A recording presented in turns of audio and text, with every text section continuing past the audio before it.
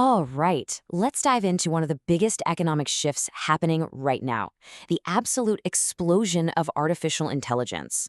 And look, this isn't just about cool tech anymore, it's about a fundamental reshaping of markets all over the world. So let's get right into it. I want to start with just one number that really sets the stage: $500 billion. It's a huge, staggering figure, and it really captures the sheer scale of the economic engine we're about to unpack. And get this, we're not talking about some far-off science fiction future here. This is what the global AI market is projected to be worth by 2030. We are in the middle of a massive transformation, and it's being fueled by investment that's set to more than double in just the next few years alone. Okay, so here's our game plan for this explainer. We're going to start with that massive $500 billion future. Then we'll see AI in action in three key industries. We'll look at the rise of a new global leader, tackle the human side of things, jobs and skills, navigate some of the risks ahead, and then wrap up with why all of this really matters to you right now. First up, the $500 billion future. This is really the story of AI's journey from being this niche experimental tech to an absolutely essential tool for business. You know, we've really hit this critical tipping point. We're past the phase where companies are just, dabbling in AI. Now they're building it into their core strategies to get a real, tangible competitive advantage. It's all about driving efficiency and becoming leaders in their fields. It's no longer a nice-to-have, it's a must-have to even stay in the game. So, what does this actually look like in the real world? Well, in this next section, we're going to zero in on three key industries where this revolution is delivering measurable, incredible results as we speak. First, let's head on to the factory floor. Manufacturing is one of those areas where AI's impact is incredibly tangible. I mean, it's transforming production lines from the ground up. And what's so cool here is how specific this stuff gets. AI isn't some vague, fuzzy concept, right? We're talking about predictive maintenance systems that can tell you a machine is going to break down before it actually does. Think about that. Then you've got automated quality control, using computer vision to spot tiny defects a human eye might miss, and it's optimizing entire supply chains in real time. The result of all this? A 20 to 30% jump in efficiency. I mean, that is a massive, massive leap in productivity. All right, from the factory floor, let's go shopping. Next up is retail, where AI is turning that generic experience into a deeply personal journey for every single customer. You know this feeling, right? You've got those recommendation engines that somehow know what you want even before you do. That's AI. And those chatbots that are there 24/7 to help you out? AI again. For the stores, this is a game changer. They can predict demand so the right stuff is always in stock. And for us, the customers, it just means a smarter, more helpful shopping trip. And our third industry is healthcare, because here, AI isn't just about making things faster or cheaper, it's literally about saving lives and powering huge medical breakthroughs. This is where you really see the incredible potential of AI.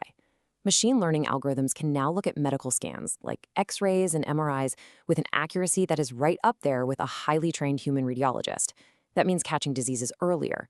It's also speeding up the process of discovering new drugs by years. This is a profound shift in what's even possible in medicine. Okay, so we've seen how it works in a few industries. Now let's zoom out. Let's look at the global picture, because we're seeing a huge shift in who's leading the AI race. So for the longest time, when you thought of AI, you probably thought of North America and Europe, right? Well, that's changing fast. The new hotspot, the emerging epicenter, is the Asia-Pacific region. Countries like China, Singapore, South Korea, and Japan are just pouring money and resources into this, and they have these incredibly vibrant startup ecosystems.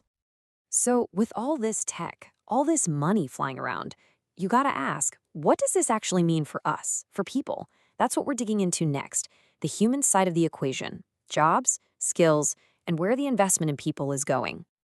Yeah, this is the big one, isn't it? The question on pretty much everyone's mind. Are the robots coming for our jobs? But the answer, well, it's a lot more nuanced than that. It's really less about replacement and way more about transformation.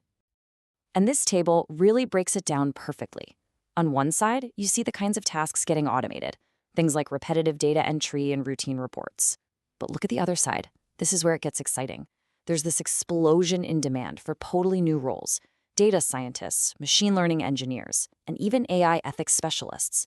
And we're also seeing this huge need for what they call domain plus AI experts, Think of a doctor who uses AI for diagnostics, or a finance pro using it for market analysis. And just look at where the money's going. Sure, a ton of it is going into the actual tech, the infrastructure and software, but a full 20%, 1/5 of all that investment, is going directly into people, into talent and training. That tells you everything. Companies know that this powerful technology is useless without skilled people to build, manage, and guide it. Okay, but let's be real. The road to a $500 billion market is not going to be perfectly smooth. There are some very real risks and serious challenges on the horizon that we need to talk about. We're basically facing three big hurdles. First, you've got regulatory uncertainty. We're still figuring out the rules for things like data privacy and algorithmic bias. Then there are technical hurdles. A lot of companies are still struggling with messy, poor quality data. And finally, you can't ignore the economy. A recession could easily tighten up the flow of capital. Navigating all of this is going to be the key.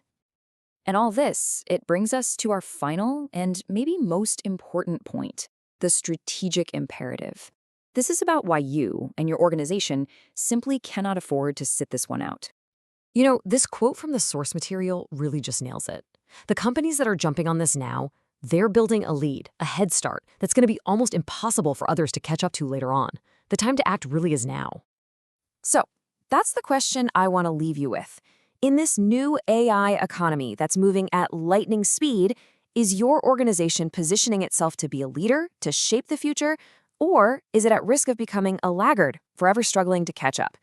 The answer to that question is going to define your place in that $500 billion future we've just explored.